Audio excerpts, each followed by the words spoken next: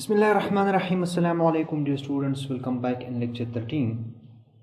Students, basically in this lecture, inshallah, we will cover the example number 9.3, I think so, which basically belongs to zone 3.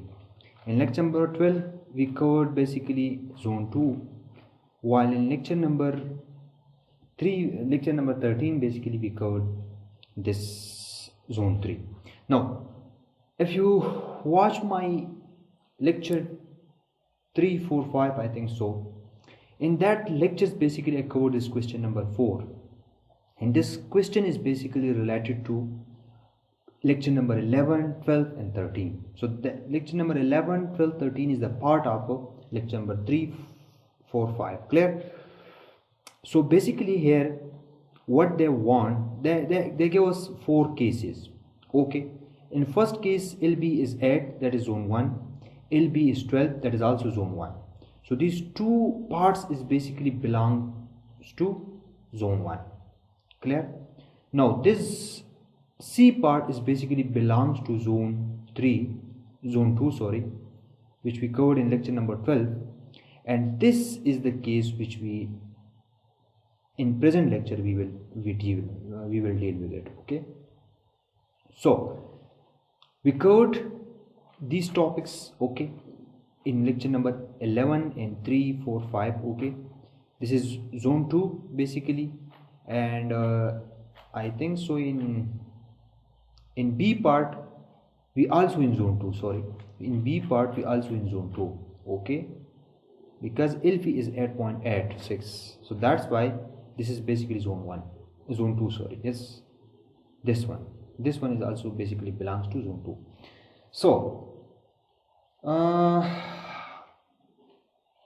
part C basically it is important for us. Clear? Now in part C you see that we are still in zone 2, but in part D we jump towards zone 3. So what we basically in zone 3 basically we see that in that zone basically LB, or you can say your unbraced length, becomes more than your LR, means that your range. Okay, so that's why once you jump beyond LR, so what happened, it basically push you in third category. Now in this case you see your Mn is nothing, it is equals to FCR into Sx, that is modulus, elastic modulus, okay, elastic section modulus, sorry, and that is the critical stress. But make sure this strength must be less than Mb. So you need to calculate FCR or sometime MCR. So we see that how we can use this formula and how we find GJ CW, okay, from torsional tables, how we find IV, okay, how we find those parameters. Okay, all sections are given, lecture number 3 and 4 on the record on my channel. Please watch them, okay, because I don't want to waste my time on these topics. Okay, here you see all the values, okay, and here you see the MCR. Okay, so you see MCR is nothing basically, we have a formula for it and we just plug the values. Okay, and the value which we got for MCR, we must make sure that it should be less than pi b, and that is you determine, okay, in the part B or C. Okay, part 1, so for part I think so part A. Okay, so you must compare that strength, okay, it must be less than that value. Okay, and that's ends up same question will be here. The condition will be this one. Remember, this kind of thing whenever happen when your unbraced length become, you provide larger values. If I want to show you some videos, let us see. Remember, in this is called elastic zone. In elastic zone, the beam or the material which buckle basically, because in this stage lateral torsional buckling and local flange buckling, these criteria basically control local flange buckling. These criteria control the basically local flange buckling. It controls the strength of the section. Okay, so let us let us see some watch a video. You see we have a beam, okay, and you see load is applied, and you see, look to these graphs. You see at load carrying capacity decreases, okay, here you see, and you see the load is applied, still the beam is, you know, they're twisting, okay, like you see they're twisting. But when the load is removed, the material or the beam come back to its original position. So that's why basically we call this elastic. You see here they rebound when the load is removed. So this is the property of zone 3, that in this zone, once your section lies, it come back to its original position. But lateral torsion buckling effect, that the body, it is, you can say, see the beam will buckling, okay, in plane, you see, but the property, this is basically in zone 2. Yes, the material or the beam does not come back to its original position, okay. Here you see the material is twisting, so here you also see the material is twisting. So this is how that the beam doesn't come back to its original position.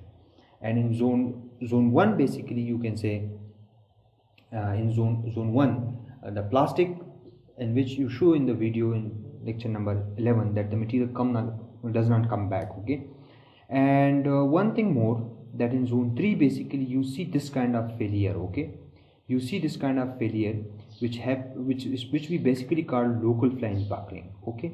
So the beam section which lies in this zone, basically this kind of local flange buckling will happen, okay. So this is how we call local flange buckling. Clear? Now here you have the same formulas as I explained, the same FCR, and you have to calculate RTS, which you needed, RTS, okay, and LP you needed, LR you needed, okay, and these values you needed. So let's start the example, okay. The W818 steel beam shown is 14.5 feet long and is laterally supported only at the ends. Now you know lateral, the length basically increases if you provide, you know, any bracing in mid portion and anywhere, it will basically convert this beam into zone 2 or zone 1. Clear? All the section properties you see here from the table, manuals, okay, both these properties available in both manuals, AISC and LRFD. Clear? The materials properties of A992, FY is 50 and 65. Clear? Solution begins. The unbraced length, I suggest you that you just need to, if you want to follow these steps, it is well and good, okay. And if you don't want to use these steps, I suggest that the formulas which I write here, basically you follow these steps and do that example. Clear?